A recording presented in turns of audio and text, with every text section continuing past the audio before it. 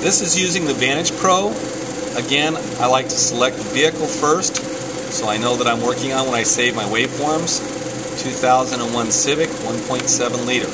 Okay. Someone might ask, well, what if we just go into ignition scope directly? If I were to select ignition scope because the output is lower, initially we're not going to be able to see anything because the output is much lower on these coils. Some cars you can see it on, some cars, but it's very low in amplitude. If I go to lab scope, I know I'm going to be able to see it. So here I am in lab scope. I'm going to go to channel 2, turn that off. Okay, so I'm in channel 1, and we're on a 20 volt scale. I'm going to drop that down again into 2 or 500 millivolts. Now you can see the waveforms going by. The reason is we want to invert that signal on this particular car. And then it's still going by, you can see. Wondering what's going on with that. Okay. What we'll have to do is then we need to set peak detect on this. Make sure my leads are tight. That allows us to pick up every little frequency of this signal. Okay, and we need to make sure our time base here is about 10 milliseconds. I got lucky on the other ones, and I'm glad that defaulted run, because usually your time base isn't going to be right. In the other tools, I just happen to be lucky on that. Now I can move this over a little bit so that I can see the signal as I want. And I'm going to raise this up so I can see the whole pattern. Okay. So here we have a nice waveform. I might want to blow it up just a little bit to look at that waveform, the time base. I'm going to set it at about 1 ms delay on the lab scope.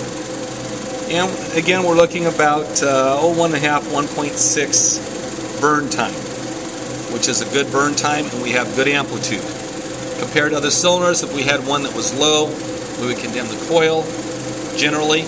Of course, if you had a high resistance, that burn time is going to be shorter again. If you had some type of fouling, shorting out of the coil to ground, actually, if the waveform was going to ground, if the electrode was smashed, then that burn time would come out very long. If the coil internally was shorted, then your amplitude of the signal is going to be much less than the other ones. And you'd be able to see that in comparative analysis. So here we have a nice waveform.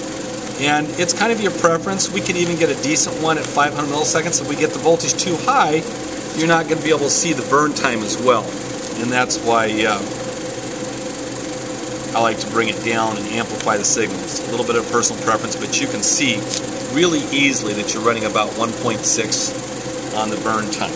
So anyways, I hope you learned something from this.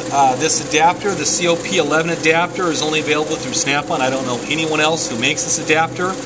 And I've done this on, I've used this adapter on virtually every car line, domestic, Asian, European, Volkswagen, Audi, BMW. I've diagnosed numerous coils. They are failing on these new cars. I had a BMW in not long ago that had multiple trouble codes. It had every code, misfire code for every cylinder except for one. And the fault was actually just one single cylinder. Fixing that, clearing the codes, resolved the problem.